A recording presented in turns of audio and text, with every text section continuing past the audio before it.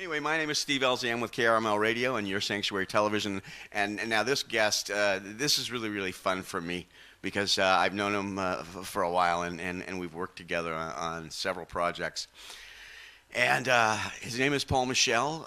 He's a nationally recognized leader in the field of wetlands, coastal, and ocean management. And he's also the superintendent of that big, huge National Marine Sanctuary out there, Monterey Bay National Marine Sanctuary, which is the largest sanctuary in the continental United States, 6,000 square miles, and he has to drive it every day in a boat. So... Not really. That was kind of a joke. Anyway, without further ado, obviously, please, a warm welcome for Paul Michel.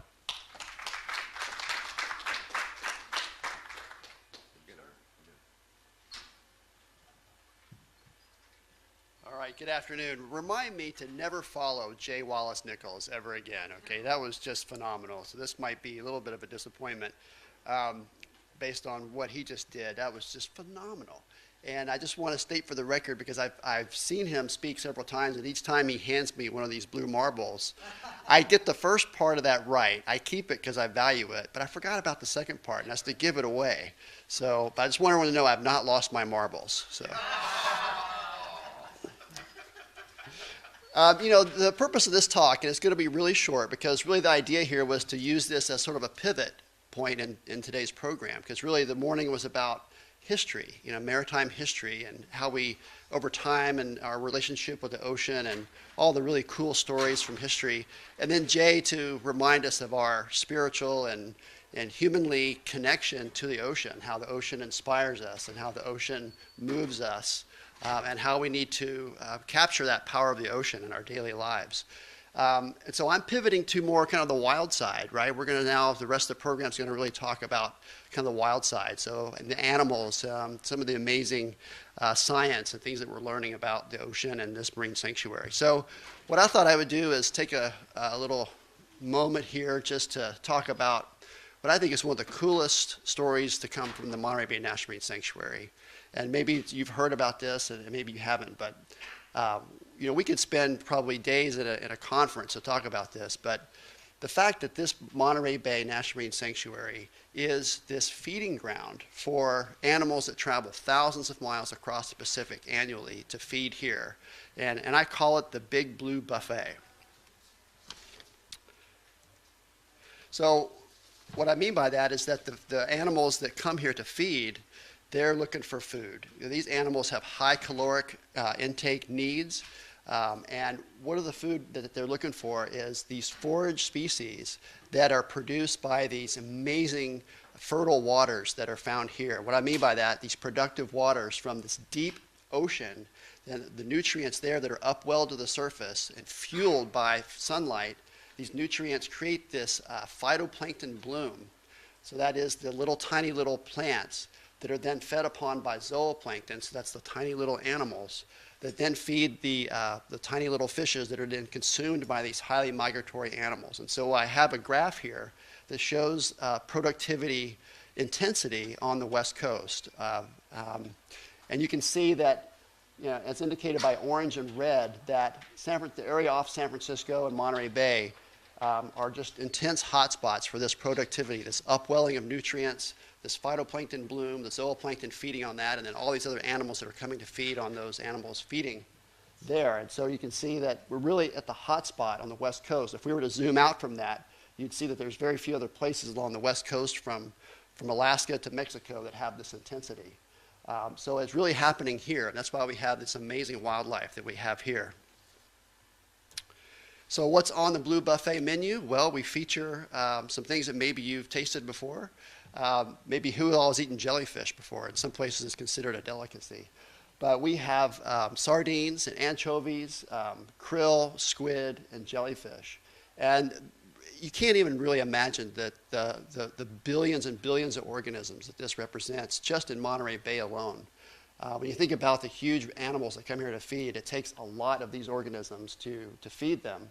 And what's interesting about some of the behavior is you can see they form these tight bait balls as a defensive mechanism. So when they're being attacked, they form these giant clouds of organisms, of schooling organisms. And when there's a feeding frenzy going on, it's just the water boils with the activity of animals attacking these bait balls. It's really something to see. Yeah, so these feeding frenzies, you know, they happen all the time. And sometimes we're lucky enough to see one. Have you ever been on a whale watching trip and seen these feeding frenzies? It is just amazing, and how the animals sort of work in concert with one another, right? So the whales tend to be the ones that are stirring up the most trouble because they're using bubble net feeding, lunge feeding, fin slapping to grab these giant balls of bait in the water. And then all the fishes that are disturbed by this activity, then the whales or the dolphins and the porpoises rush in, the sharks rush in, the birds rush in to gobble up what is disturbed by the whales feeding. And I have just a brief video clip we'll share with you from our friends at Sanctuary Cruises. Hopefully this will work. It might take a moment to load.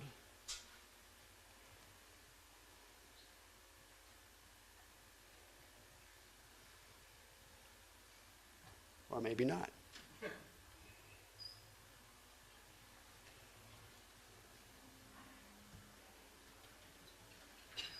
Okay, well, we'll move on. Let me just talk about where these animals come from and their migrations. So we work with our partners at Monterey Bay Aquarium and others, scientists around here, to tag some of these predators, these apex predators, to find out, you know, their migrations. And truly amazing. I mean, the largest migrations on the planet occur right here in the Pacific Ocean. When you think about, for example, sooty shearwaters that fly 60,000 miles a year doing this whole circumnavigation of the Pacific Ocean. Or the leatherback sea turtle highlighted here, which lays its eggs and hatches out on the beaches of Indonesia and comes to the Monterey Bay each summer to feed and gorge on jellyfish.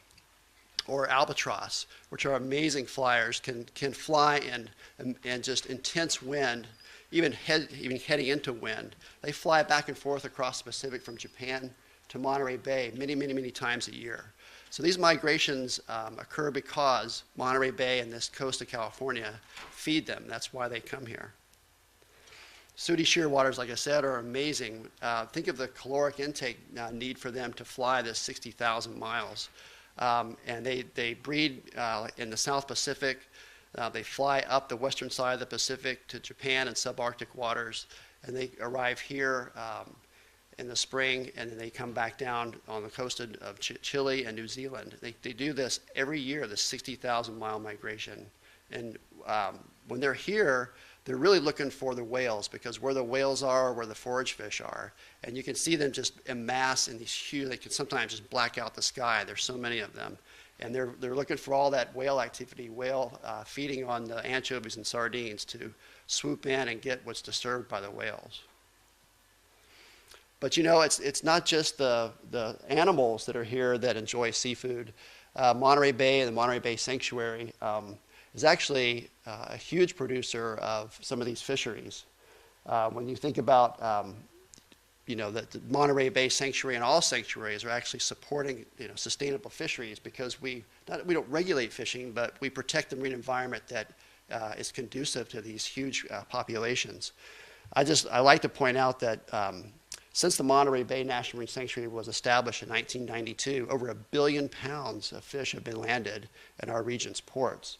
So these are huge production areas for not only the wildlife, but also for people. Many people refer to this area as the Serengeti of the sea. It's kind of analogous to the Great Plains of Africa and those iconic and charismatic megafauna, if you will, that live there, and these huge predator-prey relationships and the migrations. But really, Monterey Bay is above and beyond what anything the Serengeti has to offer. When you think about the number of organisms involved, the huge migrations involved, and the fact that we get to see this wildlife so close to shore. You know, this Monterey Canyon is so deep and so close to shore that within 10 minutes of exiting Moss Landing, you can be right at the edge of the canyon that's 12,000 feet deep and see whales feeding right there above the Monterey Canyon. So to have this marine environment so close to shore for us to see is truly phenomenal. And for those of you who have not been out on the ocean to see this, you've really got to go out and see wildlife. Now, I don't get to go out on the ocean that much, but when I do, I am always blown away by what I see. And sometimes you go out, okay, we're going to go look for whales. Well, you may not see whales that day, but you'll see, pods of dolphins or seabirds. And so there's just always something to see out there. And one of the things that J. Wallace Nichols talked about was, reconnecting with the ocean or being out or near the ocean as a way to connect and to be inspired by that. One of the things that we've been doing lately called Get Into Your Sanctuary Day. And we've done this the last 2 years. We'll be doing it again. So mark your calendars for June 25th and 26th. We're going to be promoting different ways to get out on the sanctuary, in the sanctuary. And we mean get into your sanctuary also metaphysically too. So being into it emotionally and spiritually as well. We're going to be promoting that. We're going to get people excited about getting into your sanctuary. Don't mind the matter that it's a little bit cold. You don't have to get all the way in. But we really want to promote this and get people connected to the marine environment and to your marine sanctuary. So get out there and enjoy the Serengeti of the sea. And with that, I'm going to close and we'll pivot the program to everything wild and woolly. So thank you very much. Thank you, Paul. And can you stick around for some questions? Sure. Anybody have questions for the superintendent here? I mean, he'll field them. And if not, he will get on the phone to his experts, the finest minds in the area. Like how to do video off a computer. Talk a little bit about the changes, let's say, between 92 and now that you've observed. Well, we've actually seen a lot in terms of the resurgence of Monterey Bay, right? Monterey Bay is continuing to be on this upward trajectory of returning to a really highly productive marine environment after historically being overproduced in terms of the fisheries, some animals over-harvested, and like the sardines, like elephant seals, like otters, taken to the brink of extinction, whales, and those trajectories started to turn a long time ago, but now we're seeing them ever more prevalent, and really strong indications. Some of the closures that have been in effect by the fishery managers, not the most popular things to do to close fisheries for them to rebound, but it's working. And so we're seeing things like rockfish really come back. And so that's good news. It's good news for fisheries too, because when they do come back, so those areas can be reopened, we can start to manage them more sustainably. So there's good news for Monterey Bay. Jay Wallace talked about all the bad news we hear about the oceans. And generally, across the world's oceans, there is bad news, but it's special places like marine sanctuaries where we are seeing good news, and we need that. We need these special places managed specially, protected specially, to be these resilience places where the ecosystem has a chance to rebound and then have that spillover effect to larger areas. Paul, can you tell us how large from the points that the Monterey Bay Sanctuary starts at down south and how far it extends up north? And then also, how much of the coast of California is protected? Sure. Not just sanctuaries, but marine protected areas. Sure. So the Monterey Bay Sanctuary extends from the Marin Headlands, just north of the Golden Gate, all the way down to the little coastal town of Cambria.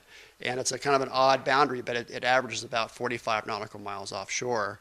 And it also includes the Davidson Seamount, which is about 70 miles offshore. It's a separate managed area that protects the Davidson Seamount, which is an old historic volcano that rises off the seafloor from about 8,000 feet to within 4,000 feet of the surface.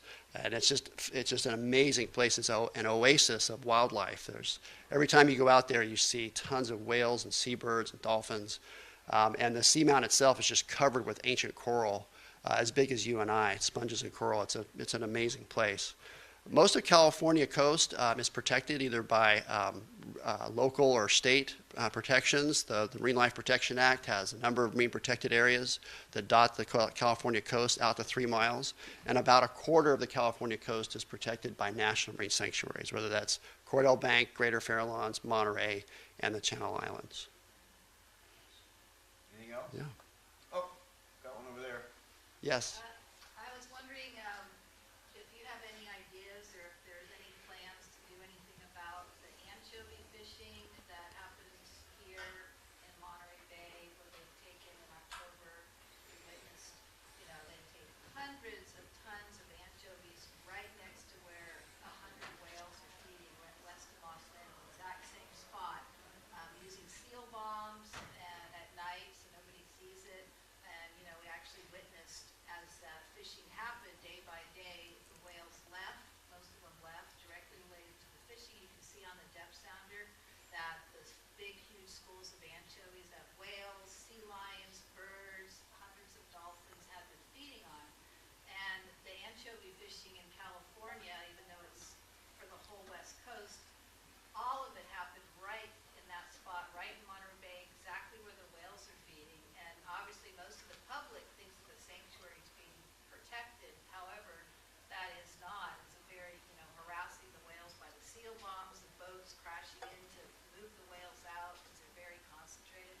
there anything that can be done about that?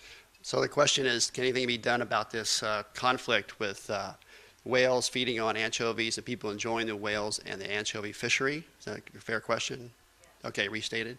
Well, the answer to that is complicated. I mean, the sanctuary does not regulate fishing, but the fishery managers, in this case the state of California, is very well aware of that issue, so I hope that it is addressed.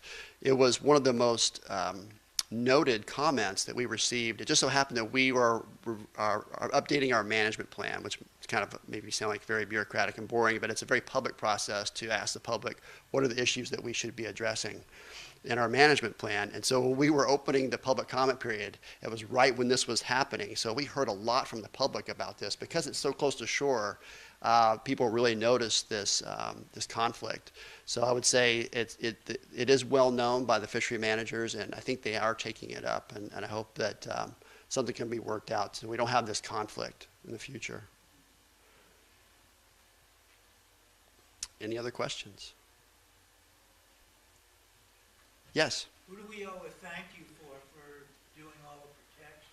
Is that the Panetta family, the Coastal Commission, or what? Well, you can't really put it on any one particular person. For Monterey Bay Sanctuary, it was really a grassroots level effort that was spurned by citizens in Santa Cruz, fearing that the oil leases were going to be sold and leased out during the Reagan administration, even before then.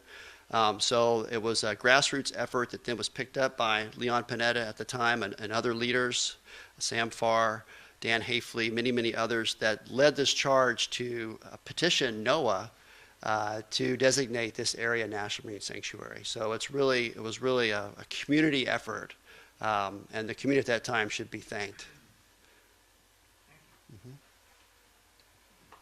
Yes. I don't have a question, but I just wanted to share. I was walking my dog along the beach, and I think it was about July, and I witnessed myself a feeding frenzy of dolphins.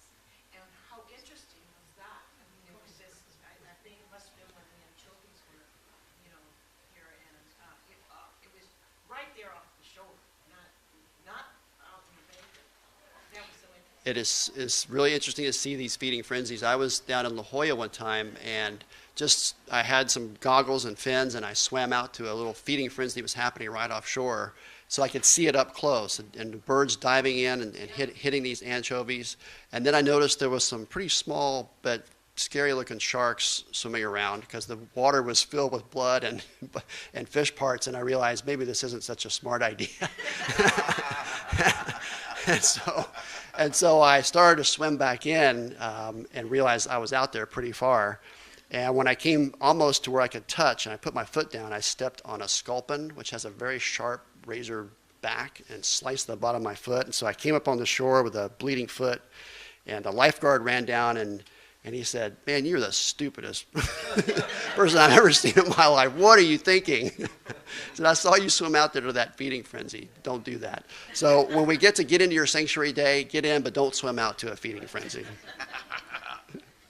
All right. Thank you very much. All Paul right, thank Michel. you.